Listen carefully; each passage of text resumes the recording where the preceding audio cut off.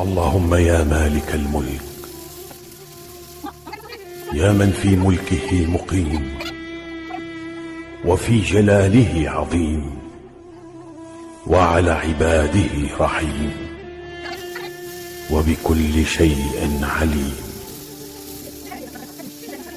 اللهم إنا نسألك الأمن والأمان والعافية في الأبدان. اللهم فرج همنا ويسر أمرنا واقضي حوائجنا واغفر لنا وارحمنا برحمتك يا رب العالمين. اللهم آمين، اللهم آمين. اللهم يا مالك الملك. اللهم آمين يا رب العالمين. حبايب قلبي، السلام عليكم ورحمة الله وبركاته. أهلا وسهلا بكم. النهاردة يوم جديد وفيديو جديد. فيديو النهاردة بقى هنعمل فيه شوية أفكار كده، ازاي توفري وازاي تخزني شوية حاجات في بيتك بأقل من 100 جنيه أو والله بأقل من 100 جنيه، وهنحسبها مع بعض دلوقتي وهتملي بيتك كله بالخير. قبل ما أبدأ الفيديو بصلي ونسلم على سيدنا محمد صلى الله عليه وسلم، وندعي لإخواننا في فلسطين وفي السودان وفي سوريا وفي كل الدول العربية. اللهم أنصرهم نصرة يتعجب لها أهل الأرض وأهل السماء. يا رب أكبر بخاطرهم وردهم إلى ديارهم سالمين غانمين يا رب العالمين. ارحم موتاهم واشف مرضاهم يا رب العالمين. ويحفظ بلدنا يا رب وسائر الدول العربية والإسلامية من كل شر من كل مكروه يا رب العالمين. ونبدأ الفيديو بتاعنا بالصلاة والسلام على سيدنا محمد صلى الله عليه وسلم، ونقول بسم الله الرحمن الرحيم.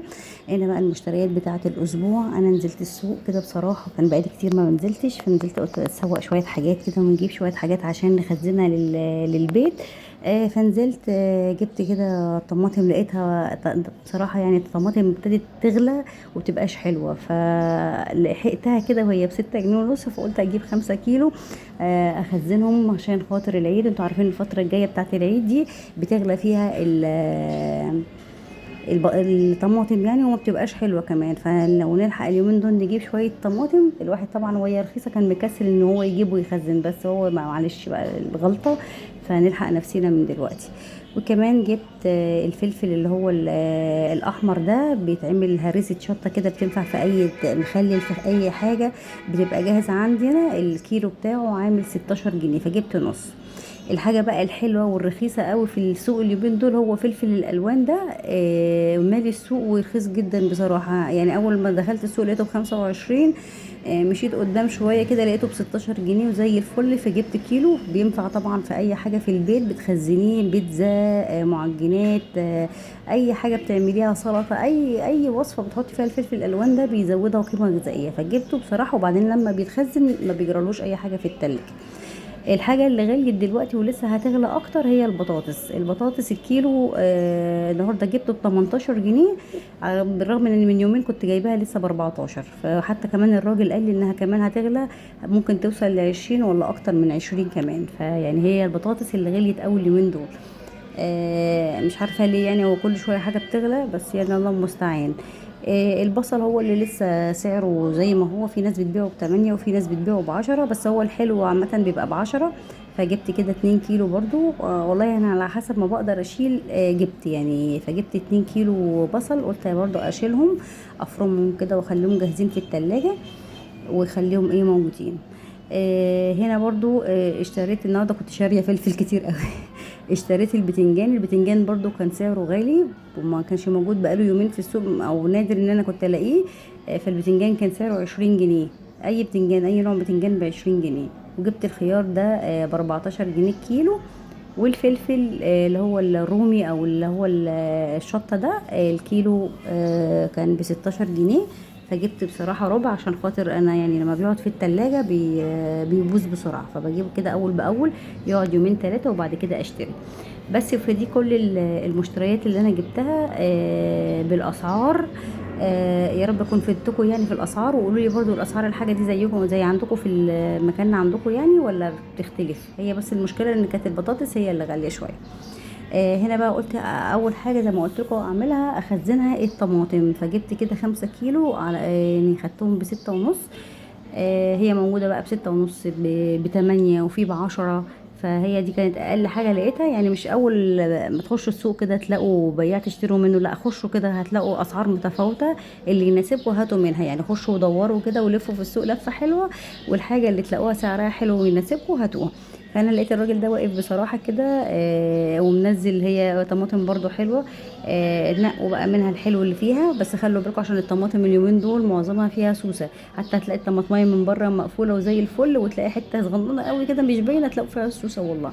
فهي اليومين دول الطماطم في كل سنة في الوقت ده بتبقى فيها برضو مشكلة كده. بصوا انا لقيت هنا حاجة صغيرة فرحت شايلاها كده بالسكينة، ورحت خلاص حطاها برضو، يعني مفيش مشكلة، ممكن تتشال عادي. حطيتهم كده بقى وقلت اغسلهم، وقلت ان شاء الله كل ما انزل في انزل السوق يعني والاقي اليومين دول طماطم هجيبها كده واخزنها. طبعا هي الغلطه ان احنا في الوقت اللي بتبقى رخيصه فيه وكتيره احنا ما بنسالش او بنطنش نقول هي موجوده، بس بتيجي في وقت عليها مره واحده كده تلاقوها غليت وما بقتش حلوه. حسدا ان اللي قال عليها مجنونه يا قوطه يعني. بس كده قلت اجيبها. غسلتها بقى غسله حلوه كده محترمه زي ما انتم شايفين كده، واحده واحده كده تحت الميه. الحوض يا جماعه عشان بس ما حدش يعلق ان الحوض نضيف وغسلاه كويس جدا قبل ما احط فيه الحاجه يعني. وبعدين الواحد نضيف الحمد لله، واحنا اللي هناكل مش انتوا، يعني انتوا ما عليكم ان انتوا تشوفوا افكار وان انتوا تعملوها. بعض الناس يعني مش الكل، عشان في ناس بتسيب كل الفيديو انت حاطه الاكل في الحوض، لا الحوض مغسول والله ونضيف. بعد كده بقى هحطهم في حله كده من غير ميه ومن غير اي حاجه، واحطهم على النار يتسلقوا. بس كده هسيبها كده تاخد غلوتين بقى على النار كده لغايه ما تتهري خالص يعني وتبقى طريه. دي اما بسلقها كده وهي سليمه واجي اضربها في الخلاط، اولا ما بتبقاش جامده على الخلاط، ما بتهروش جدا يعني، عشان وهي قبل ما بسلقها ولو ضربناها وبعد كده صفيناها بتهلك الخلاط. لكن كده فيها حاجتين ميزتين: اولا ما بتهلكش الخلاط، تاني حاجه ما بتطلعش هدر كتير. يعني ممكن ال5 كيلو دول ما بيطلعوش يعني منهم القشر اللي هو بيطلع ده، حاجات بسيطه جدا يعني، بتكون استفدت بكل كميه الطماطم اللي انت حطيتيها.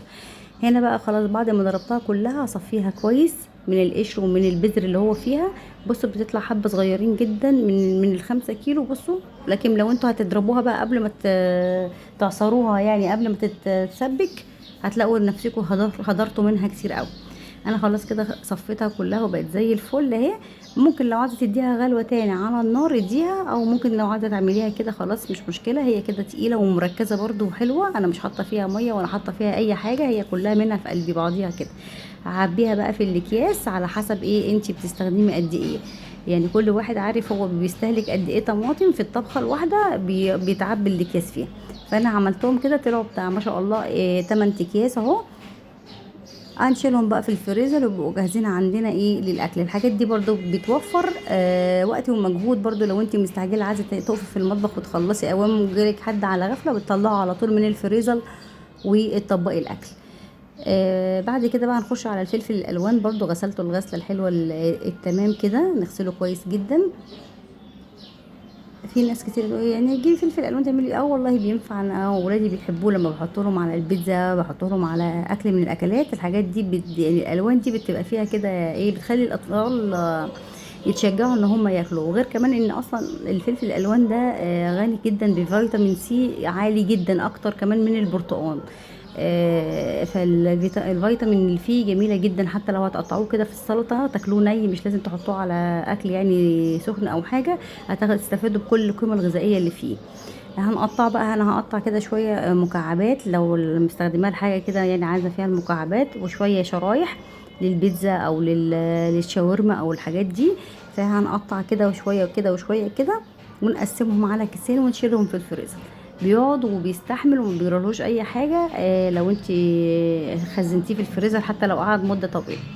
وبرده الحاجات دي يعني بصوا الفلفل الالوان ده بيجي عليه وقت بيوصل ل50 و60 جنيه الكيلو يعني. فلما الاقيه ب16 جنيه يعني ما حصلش ربع كيلو من اللي احنا بنجيبه. فالكيلو بحاله ب16 جنيه، ده تبقى حلو قوي يعني. هاتوه خزنوه على طول، مش هيخسر معاكم في اي حاجه. الحاجه اللي تلاقوها سعرها حلو في السوق ومش هتخسر معاكم يعني، سواء بقى خضار او اي حاجه، كل الحاجات دي بتنفعنا في يوم من الايام يعني. الحاجه في البيت فعلا فعلا احسن من الفلوس والله. يعني لما تجيبي الحاجه وتنضفيها وتشيليها في الفريزر، في اليوم ممكن ما يكونش معاكي او الدنيا مش متظبطه معاكي ماديا، هتفتحي الفريزر هتلاقي عندك كل حاجه هتاخدي منها وتعملها. فالحاجه في البيت على راي والدتي كده تقولي، الحاجه في البيت احسن من الفلوس في الايد. الفلوس كده كده ممكن تلاقيها اتصرفت في اي حاجه هايفه، لكن الحاجه ديكي جبتيها واستفدتي بيها، مش دلوقتي ممكن بعدين تستفادي بيها. فالفلفل دلوقتي الالوان ده متوفر وبكتره على فكره، وسعره حلو قوي. فهاتوه خزنوه وشيلوه في الفريزر. هو والجزر برضو، الجزر سعره حلو جدا ممكن نجيبه، بس انا طبعا انا ما قدرتش اشيل حاجات كتير، بس ان شاء الله مره تاني برضو هجيبه واخزنه.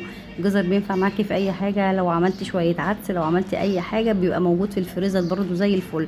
تستخدميه مع عصير برتقال مع اي حاجه هيبقى برضو شغال معاكي.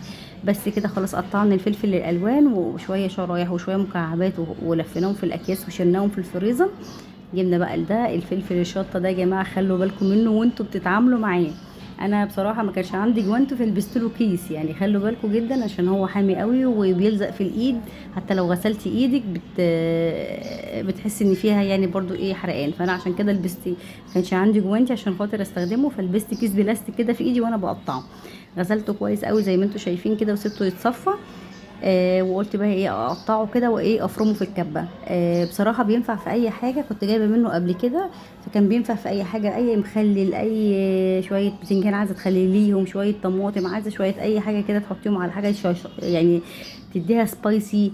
بالنسبه للتتبيلات الفراخ، لو عايزاها حاميه شويه بتحطي منه شويه معلقه كده، بيخلي لك الطعم حلو قوي. في اي خضار، في اي حاجه، صينيه البطاطس لو حطيت منه يعني مش معلقه يعني، على الطرف المعلقه كده حبه، بيخليها كده ريحتها حلوه وطعمها احلى كمان. انا حطيتهم هنا بقى في الكبه، قطعت كده، وطبعا الكبه دي على قدها شويه، فايه كويس ان هي ايه قضت معايا الغرض. هفرمهم كده فيها زي ما انتوا شايفين كده.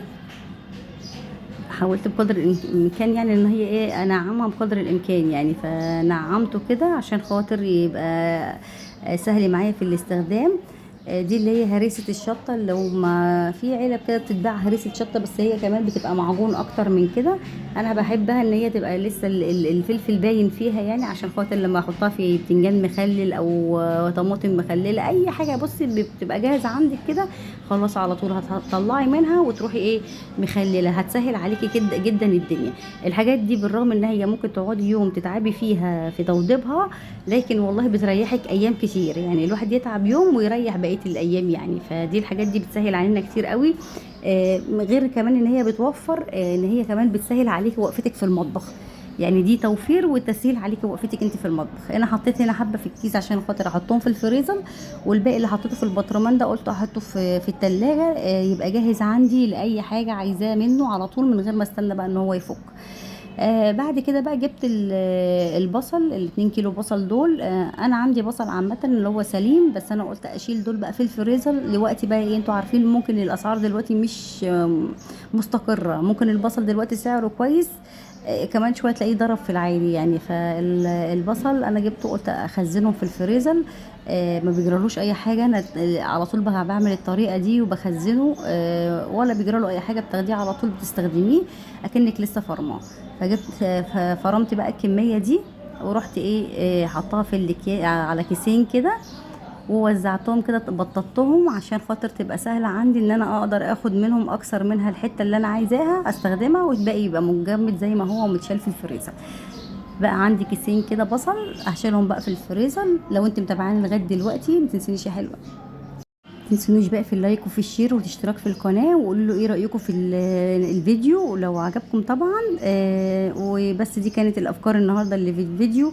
اتمنى يا رب ان هي تكون عجبتكم وان انتم تكونوا استفدتوا منها ولو اي حاجة. اشوف بقى تعليقاتكم الحلوة الجميلة في الفيديو، واشوفكم على خير ان شاء الله الفيديو الجاي. شكرا للمتابعة ومع السلامة حبايب قلبي، نورتوني، ويا رب تكونوا استفدتوا من الفيديو بتاعي. شكرا ومع السلامة.